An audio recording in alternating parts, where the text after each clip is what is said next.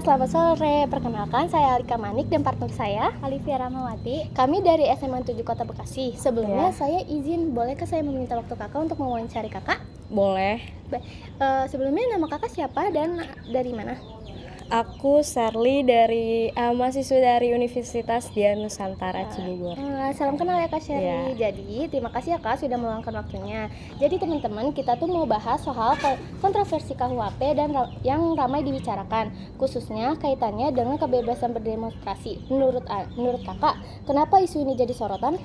Mungkin isu ini jadi sorotan tuh karena ada beberapa pasal yang kurang menguntungkan untuk rakyat gitu. Jadi rakyat itu seakan-akan kayak dibatasi untuk mengeluarkan pendapatnya. Istilahnya tuh kayak dibungkam lah ya sama pemerintah sendiri kayak gitu.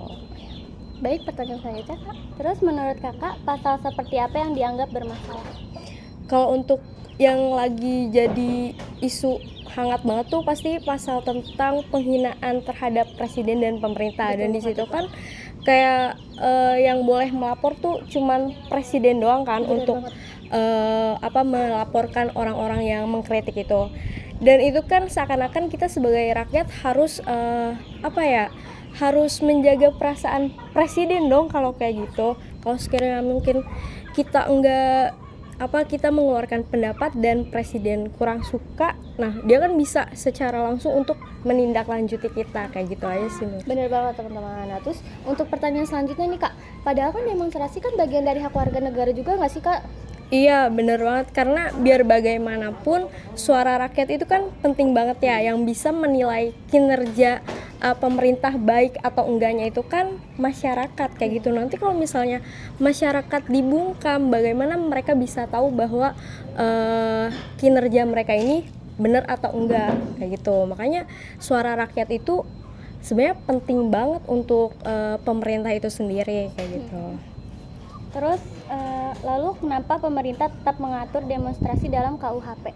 Mungkin kalau yang saya baca ya, mungkin tujuannya itu supaya masyarakat lebih bijak lagi dalam mengutarakan pendapat. Cuman kan yang namanya masyarakat ya, kita bisa lihat sendiri gitu di negara kita, kadang kita menggunakan bahasa yang sopan aja nggak didengar gitu kan. Pemerintah itu biasanya harus dikritik menggunakan bahasa yang menyenggol pemerintah itu sendiri, baru mereka notice kan tentang kritik dan saran dari masyarakat itu sendiri kayak gitu. Oke, bener banget ya teman-teman. Terus kalau menurut kakak, apa dampak kalau kebebasan berdemonstrasi terlalu dibatasi? Dampaknya itu pasti masyarakat akan takut gitu untuk menyuarakan pendapat, padahal yang tadi udah saya bilang, kalau pendapat dari kritik dari masyarakat itu penting banget. Kalau misalnya masyarakat dibungkam, gimana mereka mau tahu gitu kinerja mereka itu kayak gimana, kayak gitu. Terus jadi apa sikap yang harus diambil masyarakat?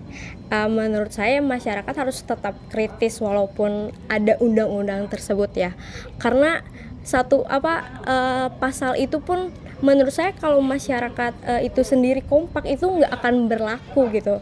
Biar bagaimanapun kan hukum itu harus melindungi rakyat. Masa ya kita mengkritik pemerintah, tujuannya juga kan untuk evaluasi cara kerja mereka, masa kita dibungkam gitu, nggak bisa. Jadi undang-undangnya mau membungkam segimanapun, kalau misalnya kekuatan rakyat lebih banyak, pasti kita rakyat akan tetap menang lah, istilahnya kayak gitu. Nah, terakhir pesan kakak terkait isu ini apa? Pesan saya sih, pokoknya kita sebagai masyarakat itu jangan takut sama yang namanya undang-undang. Undang-undang itu cuman tertulis aja. Yang intinya kekuatan masyarakat itu lebih kuat daripada undang-undang itu sendiri. Pokoknya suara dari rakyat itu penting banget. Kita nggak boleh takut sama undang-undang yang memang cuman menguntungkan untuk pemerintah aja, karena biar bagaimanapun undang-undang tersebut itu akan berdampak kepada kita juga kayak gitu. Kalau misalnya kita diam, nanti yang ada malah kita malah menguntungkan untuk pemerintah itu sendiri. Lalu kita rakyat dapatnya apa kayak gitu. Nah, Baik, terima kasih ya kakak sudah mau diwawancarai oleh Ya. kita sebelumnya. Terima kasih banyak dan terima kasih kak. Sama-sama. One is the loneliest number that you'll ever do. Two can be as bad as one. It's the loneliest number since the number one.